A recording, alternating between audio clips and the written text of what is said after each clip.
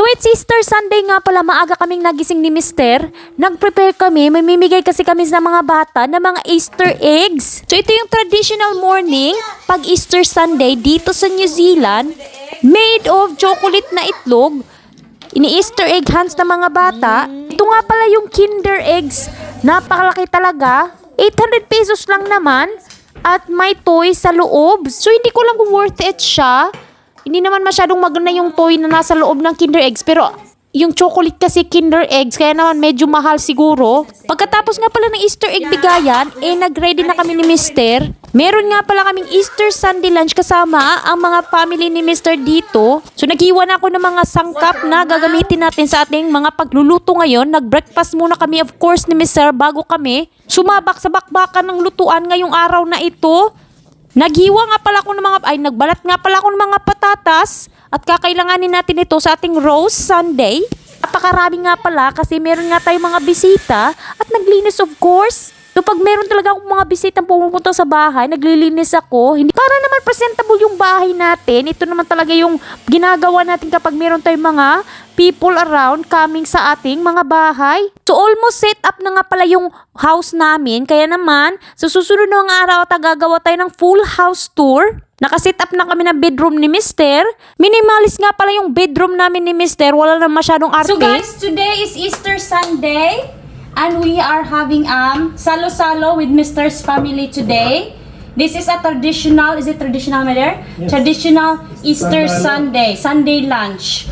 So, nagluto kami ni Mister ng roast chicken, at saka magdadala din sila ng mga food. So, we share foods and then get together. Ganon lang yung Easter Sunday dito. So, let's get going on cooking. Si Mister is the assigned today for the food, the lunch. So, I made also lumpia, my dear, for today. And we are going to cook it later. How are you going to do the potato? The potato? Yeah. You're going to boil it first and... No. Wait! So we have potatoes, You said you were done potato. cheese, broccoli. So nagready na nga pala ako, nagbihis na of course at nagpaganda. Maghihiwa na tayo ng patatas na binalatan natin kanina at i-roast natin, ilalagay sa oven. Dumating na nga pala yung biyanan ko, galing pa of course kung saan kami nakatira na town before. Isang oras yung biyahe, dito sila matutulog ngayon sa bahay for one night. So ilalagay na natin yung patatas natin sa ating oven bake tray at isi-season natin of course ito. Naglagay nga pala ako ng sibuyas, maglalagay din ako ng oil at season natin ito with paprika, garlic powder at saka meron din tayong thyme, herbs. So I always put like herbs and spices sa mga niluluto ko dito. It's good for the health daw.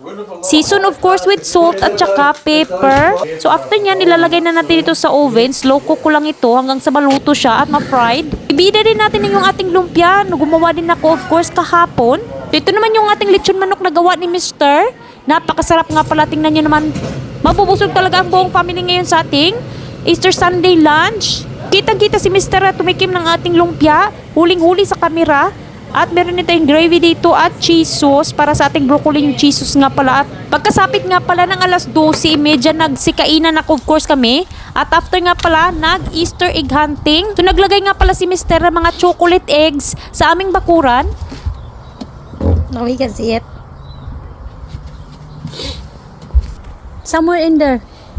No. Eggs! Go find some eggs! Yay! Georgia, here! This way, this way! Yay!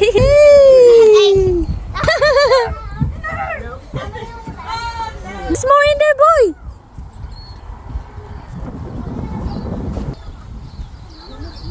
Hot, very hot! Na, puta. Wow! So many eggs! Wow! Oh, sige. So, sobrang saya ng mga bata sa Easter Sunday lunch nila at of course, yung Easter egg hunting, napakarami nga palang chocolate eggs, dala ng aking biyanan at kami rin ni Mister, nagbigay din kami. Kasama of course yung mga pinsan ng mga bata, anak ng mga kapatid ni Mister. So guys, thank you for watching this video. I hope nag-enjoy kayo at sa susunod naman na vlog, bye!